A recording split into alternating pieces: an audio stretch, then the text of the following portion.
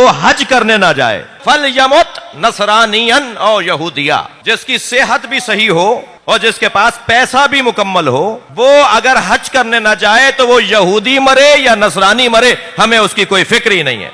लिहाजा मेरे अजीजों, बहुत अहमियत की हामिल बात है जिसे हज बैतुल्लाह कहा जाता है। मैंने मीर साहब एक मकाला लिखने की मुझे तौफीक हुई, हज और आइम्मा अहले बैत और हज, किस इमाम ने कैसे हज किया, सबसे ज्यादा किस इमाम ने हज किए हैं, कौन कौन से इमाम हैं जिन्होंने कसरत से हज किए हैं। इमाम ज़ैनुल आबिदीन अलैहिस्सलाम,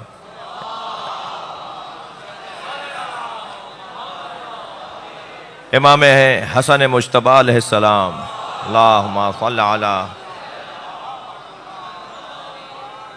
कसरत से हज करने वाले आइम्मा में 25 हज, 24 हज, ज़ाहिरी तौर पर तादाद बता रहा हूँ, वरना हज होता ही नहीं है जब तक इमाम ना आए।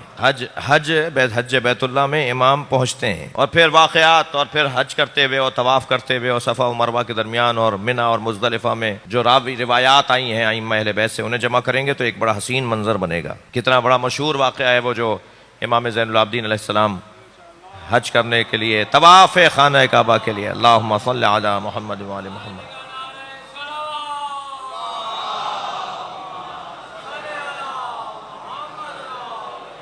तशरीफ़ फरमा है। हजरत से पहले हशाम वहाँ पर तवाफ़ खाना काबा में मसरूफ़ है, मगर उसे इतने धक्के लगे, इतनी कोहनियाँ चुभी कि वो तवाफ़ से बाहर निकल आया, मताफ़ से बाहर आ गया। उसे रास्ता नहीं मिल रहा था, इतना मजमा था। बाहर आके खड़ा हो गया, कुछ मेहमान भी, सरकारी मेहमान भी आए हुए थे, गवर्नर मक्का है, और खामोश खड़ा हो गया कि किसी तरह रश कम हो तो फिर तवाफ़ करने आगे बढ़ें। इसी असना में इमाम ज़ैनुल आबिदीन अलैहिस्सलाम आए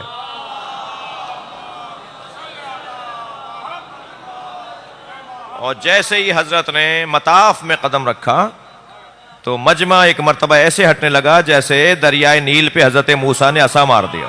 रास्ता बनाते चले गए और इमाम मताफ में आए। आपने मुकम्मल तवाफ़ करना तवाफ़ किया और तवाफ़ जब कर रहे थे तो वहाँ खड़े एक मेहमान ने गवर्नर से पूछा कि ये कौन है। गवर्नर को तो जगह नहीं मिली, ये बिल्कुल सादा सी एक शख्सियत है जिनको रास्ता मिल रहा है, लोग इनका एहतराम कर रहे हैं। तो कहने लगा मैं नहीं जानता, जानता था और नहीं जानता। तजाहुल आरिफाना, भाई शायरों से ज़रा होशियार रहिएगा। ये जब इसका ज़मीर जिंदा होता है ना तो शायर दरबारी भी हो तो हक बोलता है। ये बहुत बड़ा इस शोबे के लोगों का हुनर है। फरजदक आए उसके साथ थे, फरजदक आए हशाम के साथ थे, दरबार से पैसा मिलता था, मगर जैसे ही इसने कहा ना मैं नहीं जानता कौन है, तो फरजदक एक मर्तबा ज़मीर जिंदा हुआ, फितरत की आवाज ऊंची हुई, एक मर्तबा फितरत बोलना शुरू हुई, तू नहीं जानता, इसे काबा जानता है।